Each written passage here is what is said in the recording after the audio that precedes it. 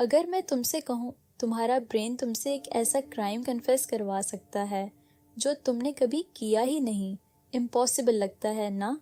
हम सब सोचते हैं अगर हम इनोसेंट हैं तो हम कभी भी झूठा कन्फेशन नहीं देंगे, लेकिन साइकोलॉजी कुछ और कहती है।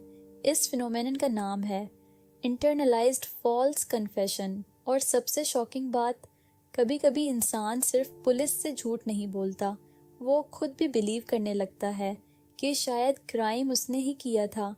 अगर हमारी अपनी मेमोरी ही हमें धोखा दे दे तो फिर हम किस पर ट्रस्ट करें। साल 1989, न्यूयॉर्क का सेंट्रल पार्क 5 केस।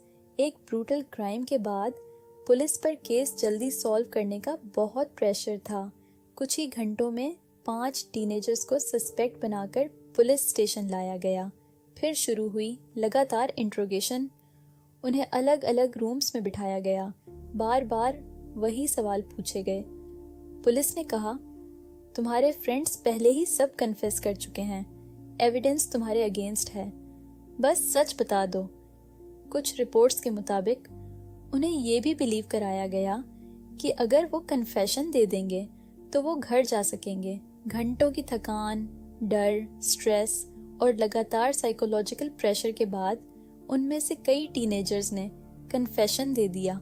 उस वक्त पुलिस को लगा केस सॉल्व हो चुका है, लेकिन सालों बाद डीएनए एविडेंस और असली अटैकर के कन्फेशन ने प्रूव कर दिया वो पांचों उस क्राइम के लिए कंप्लीटली इनोसेंट थे। अब असली सवाल ये है, अगर वो इनोसेंट थे तो उन्होंने ऐसा क्राइम कन्फेस क्यों किया जो उन्होंने किया ही नहीं। एक्सपर्ट्स फॉल्स कन्फेशंस को अलग अलग कैटेगरीज में डिवाइड करते हैं और कुछ सिचुएशंस में एक्सट्रीम इंट्रोगेशन किसी इंसान को अपनी ही मेमोरी पर डाउट करने तक ले जा सकता है। लेकिन क्या लेबोरेटरी में भी ऐसा हो सकता है?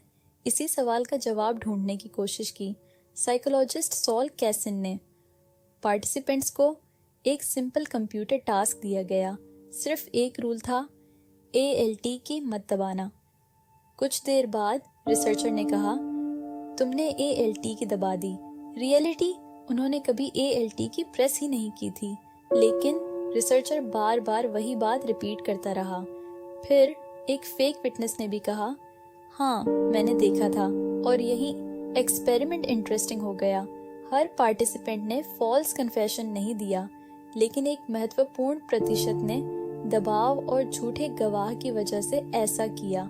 कई पार्टिसिपेंट्स ने सिर्फ कन्फेशन ही नहीं दिया, बल्कि कुछ लोग इमेजिन करने लगे कि शायद उनसे ही गलती हुई थी।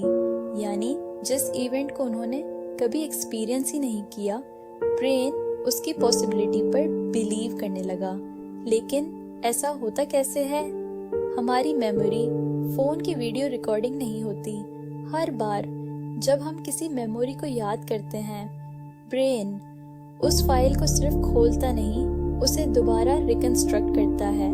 और इसी रिकंस्ट्रक्शन के दौरान repeated suggestions, leading questions, authority का प्रेशर और दूसरों की बातें ओरिजिनल मेमोरी को धीरे धीरे डिस्टॉर्ट कर सकती हैं। साइकोलॉजिस्ट एलिजाबेथ लॉफ्टस की रिसर्च मुख्य रूप से फॉल्स मेमोरीज पर थी। उन्होंने दिखाया कि सजेशंस कभी-कभी ऐसी यादें भी बना सकती हैं जो असल में कभी हुई ही नहीं। यही फॉल्स मेमोरी कुछ परिस्थितियों में फॉल्स कन्फेशन का रास्ता भी बना सकती है। और जब ब्रेन किसी फॉल्स मेमोरी को बार बार रिपीट करता है तो वो धीरे धीरे बिल्कुल रियल फील होने लगती है। अब इमेजिन करो, तुम घंटों से इंट्रोगेशन रूम में बैठे हो, नींद नहीं, stress high, heart rate fast, cortisol level बढ़ चुका है, लॉजिकल थिंकिंग वीक होने लगती है और सामने अथॉरिटी फिगर बार बार कह रहा है, एविडेंस तुम्हारे अगेंस्ट है, तुम झूठ बोल रहे हो। उस वक्त ब्रेन कभी कभी सोचने लगता है, इतने लोग गलत कैसे हो सकते हैं?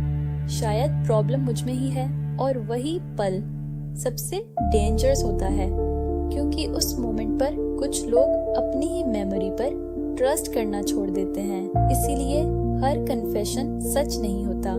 कभी कभी इंसान जानबूझकर झूठ नहीं बोल रहा होता, कि उसका ब्रेन एक ऐसी मेमोरी पर भरोसा करने लगता है जो शायद कभी हुई ही नहीं। और शायद साइकोलॉजी की सबसे डेंजरस बात यही है, हमारी मेमोरी परफेक्ट रिकॉर्डिंग नहीं होती। कभी कभी वो इनकम्प्लीट इंफॉर्मेशन, सजेशंस और असम्पशंस को मिलाकर एक बिलीवेबल स्टोरी बना देती है।